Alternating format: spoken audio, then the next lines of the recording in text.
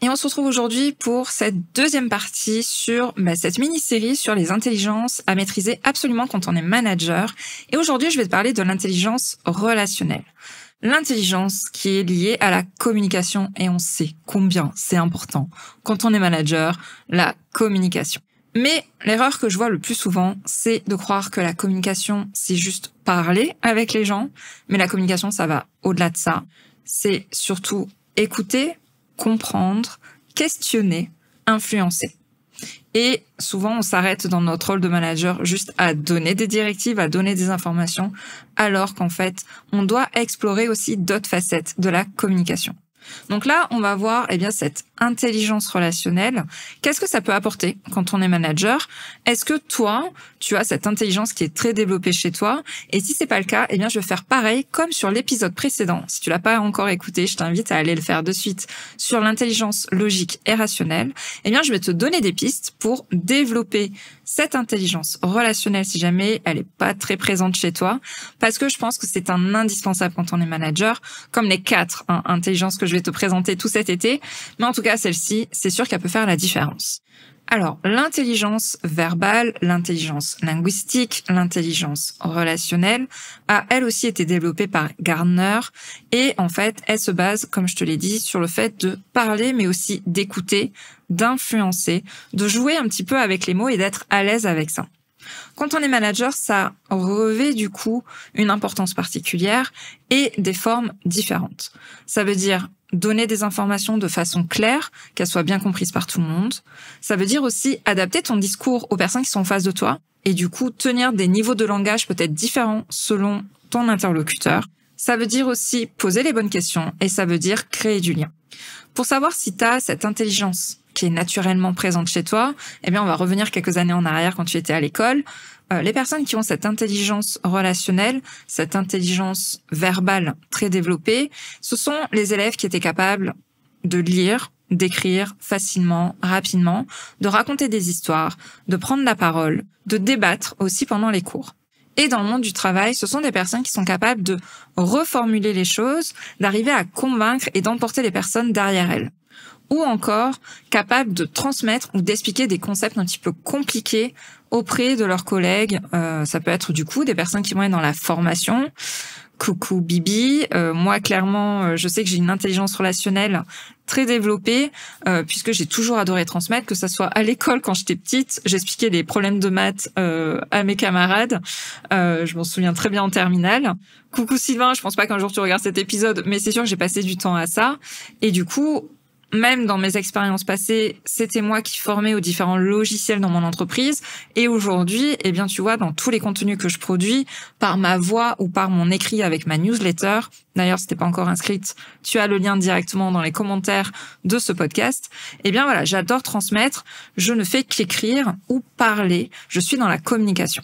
Du coup, les métiers qui vont avoir cette tendance à cette intelligence relationnelle assez ancrée, ce sont des métiers qui vont être plutôt dans le domaine des RH, des ressources humaines, parce que là, oui, la communication est très importante, le lien avec les gens aussi. Ça va être aussi du coup présent dans les métiers liés à la formation, à l'enseignement, mais aussi au management, parce que c'est quand même un soft skills qui est important, au coaching, au management transversal, mais aussi dans tout ce qui va être les métiers liés à la vente, à la négociation ou à toute relation commerciale qu'on peut avoir avec des fournisseurs ou avec des clients. Et chez un manager, ça donne quoi? Comment est-ce qu'on peut reconnaître quand tu es un manager? Comment est-ce que toi, tu peux reconnaître si tu as cette intelligence relationnelle, cette intelligence verbale développée à la hauteur de ce qu'on attend dans un poste de manager? Ça veut dire déjà de 1, que tu es capable d'expliquer les décisions qui sont prises.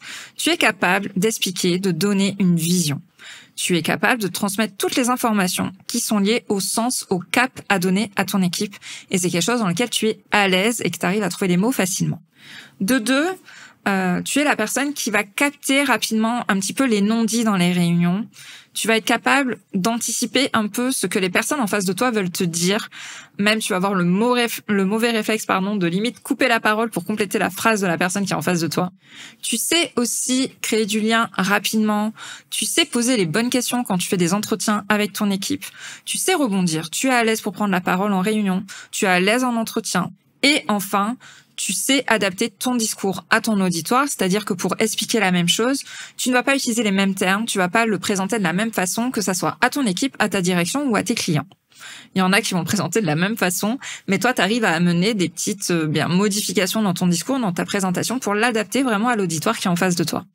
Le risque qu'il y a avec cette intelligence relationnelle, si elle est trop développée quand on est manager, eh bien, déjà, comme je te l'ai dit, c'est limite de couper la parole aux interlocuteurs qui sont en face de toi.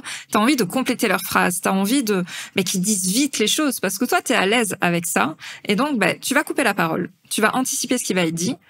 Tu vas peut-être poser tes propres filtres sur ce que veut dire la personne, alors qu'en fait, elle n'était pas partie forcément pour les exprimer de cette façon-là, ou au moins de les exprimer comme toi, tu voulais l'entendre. Tu vas aussi peut-être trop parler, prendre trop de place et pas assez écouter les autres. Tu risques aussi d'être en fait en surface des choses, d'être trop dans l'influence, d'être à la limite de la manipulation, parce que tu vas avoir du mal à dire les choses des fois frontalement. Tu n'as pas envie de blesser les autres. Et du coup, tu vas faire un petit peu des ronds de jambes pour présenter. Tu as un peu cette posture qu'on peut dire, tu la joues un peu politique quand tu vas présenter les choses. C'est pas mauvais en soi, tu le fais peut-être pas consciemment, mais en tout cas, tu vas mettre beaucoup trop de rondeur dans toutes les informations que tu dois donner. Et enfin, en prenant ces tournures un peu trop lisses, généralement, la plupart du temps, c'est que tu les prends parce que tu as peur de dire non, tu as peur d'aller au conflit, tu as peur de blesser. Et voilà, tu vas avoir un discours, certes, dans lequel tu es à l'aise, mais qui est complètement aseptisé, qui est complètement lissé pour ne pas blesser les autres et pour ne pas prendre de position un peu trop frontale par rapport à ta direction ou ce que tu dois leur demander de faire vis-à-vis de ton équipe. Maintenant, j'ai envie de te donner 3 exercices pour renforcer en fait cette intelligence relationnelle. Tu peux les faire même si tu as l'impression d'avoir cette intelligence de façon très forte chez toi, si tu t'es vraiment reconnu dans tout ce que j'ai décrit, mais tu peux aussi et surtout les faire si tu as l'impression de manquer de cette intelligence relationnelle, si tu as envie de muscler en fait cette compétence-là.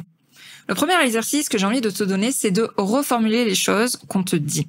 À chaque fois que quelqu'un de ton équipe vient te voir, je t'invite à reformuler exactement ce qu'elle t'a dit.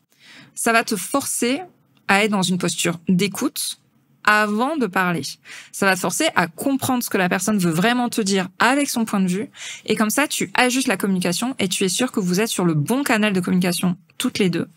Et ça va t'inviter aussi à prendre la parole beaucoup plus facilement que juste de dire oui, oui. Deuxième exercice que j'ai envie de te donner, c'est de faire un journal pour analyser tes prises de parole. Qu'elles soient en réunion, qu'elles soient face à quelqu'un de ton équipe, qu'elles soient face à ta direction. L'idée, c'est d'analyser tes comportements, ce que tu as dit et la façon dont tu as formulé les choses. Donc là, je t'invite à noter ce que tu as dit exactement et la façon dont tu l'as dit. Si tu peux, n'hésite pas à enregistrer en demandant l'autorisation, comme ça tu auras les phrases exactes qui auront été prononcées. De 2, je t'invite à analyser ou à réfléchir à ce que tu aurais aimé dire et que tu n'as pas dit lors de cet entretien ou lors de cette réunion, ou que tu as mal formulé. Tu n'es pas forcément très contente de la façon dont tu as dit les choses. Ça arrive souvent le soir, quand on a fait une réunion, on est là dans notre lit et on se dit « mince ». J'aurais préféré formuler ça de cette façon, etc. C'est exactement ce genre de phrase que tu dois noter dans ton journal. C'est qu'est-ce que tu aurais aimé dire, que tu n'as pas dit lors de cette prise de parole, ou alors que tu n'as pas dit de la façon dont tu le souhaitais. Peut-être que tu as trop lissé, peut-être que tu as mis trop de rondeur, peut-être que tu as été trop cash, mais en tout cas, c'est d'analyser et de revenir dessus. Et enfin, la 3e étape, c'est d'analyser ce que tu pourrais mieux faire pour la prochaine fois. Et en fait, cet exercice va te permettre d'analyser tes prises de parole, mais sans te juger trop durement. Je t'invite vraiment à être relativement neutre et objectif dans ce que tu vas mettre dans ce journal.